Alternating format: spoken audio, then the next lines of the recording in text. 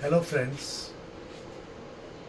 कल हमने आत्मा के बारे में बात की थी और सब्जेक्ट था हु एम आई। तो कल बताया कि कोई भी चीज़ के बारे में हमें इंट्रोडक्शन चाहिए होता है तो उसके बारे में हमें सब कुछ पता लगाना पड़ता है। तो कल हमने उसका स्थान बताया, नाम बताया और उसके क्वालिटीज़ के बारे में बताया।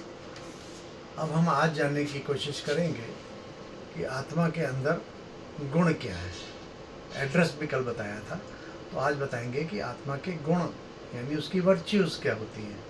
क्योंकि आत्मा के बारे में कहा जाता है, आपने पढ़ा होगा और सुना भी होगा शास्त्रों में भी, कि आत्मा को कहा जाता है ये तमोगुणी आत्मा है, ये सतोगुणी आत्मा है।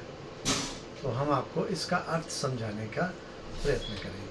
सतोगुणी आत्मा का अर्थ ये है कि हमारी आत्मा में 7 मूलभूत गुण, जिसको इनेट क्वालिटीज़ कहते हैं, वो होती हैं। तो आत्मा के 7 गुणों को जानेंगे। आत्मा में 7 गुण हैं। सबसे पहला गुण है कि आत्मा शांत स्वरूप है। शांति आत्मा का पहला गुण है। दूसरा प्रेम का गुण है। तीसरा शक्ति का गुण है।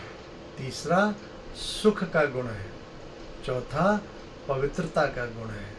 छठा शक्ति का गुण है। पांचवा आनंद का गुण है और छठा ज्ञान का गुण है। तो ये सारे गुण 7 गुण होते हैं। तो इन 7 गुणों के बारे में हमें समझना होगा कि हर आत्मा में ये 7 गुण मूल रूप से होते हैं। ये मूलभूत स्वभाव है आत्मा का, और ये अपनी परसेंटेज में हमेशा, जब सतोगुणी आत्मा होती है तो ये 100% होते हैं।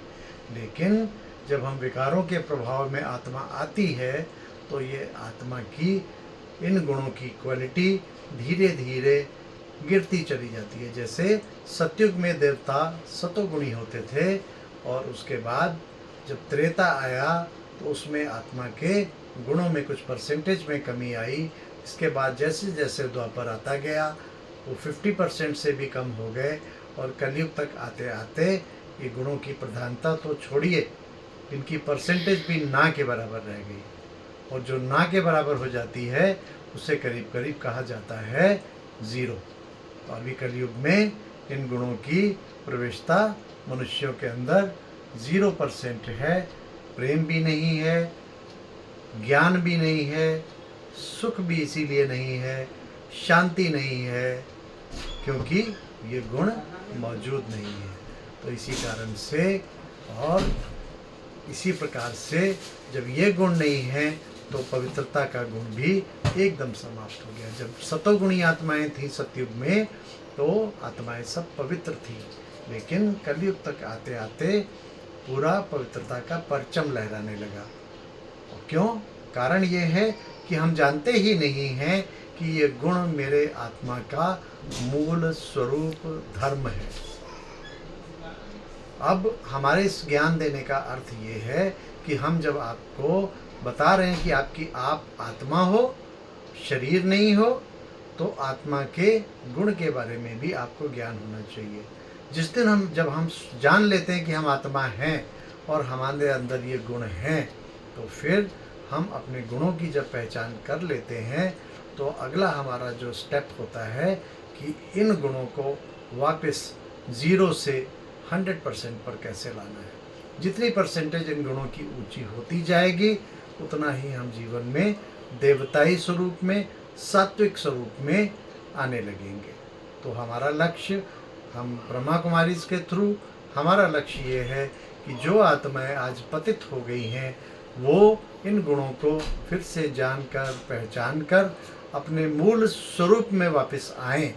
इसको हम कहते हैं अपने सनातन धर्म की तरफ वापस जाएं, फिर से पवित्रता को धारण करें, फिर से इन 7 गुणों को धारण करके हम फिर से अपने उसी उच्च स्वरूप में वापस आएं जिसको सनातनी कहा जाता है। तो हम अपने ये ऐसे ही है जैसे अपने धर्म, ओरिजिनल पोजीशन, ओरिजिनल रिलेशन जो हमारा है उसकी तरफ वापस आना। तो अगले इस तरह से अभी हमने आत्मा के गुणों के रूप में जाना है टाइम की लिमिटेशन रखने के कारण हम इसको यहीं बंद करेंगे और अगले वीडियो में हम आपको बताएंगे कि जैसे किसी के अंदर गुण हैं तो गुणों के कारण उसमें शक्तियाँ भी होती हैं। तो आत्मा की शक्तियाँ कौन कौन सी हैं जिसके आधार पर आत्मा हमारे इन कर्मेंद्रियों के द्वारा कर्म करती है, तो वो कौन सी शक्तियाँ हैं वो आपको कल के वीडियो में बताया जाएगा। मेरे साथ बने रहने के लिए, सहयोग देने के लिए और मेरी बात को सुनने के लिए आपका बहुत बहुत धन्यवाद। ओम शांति।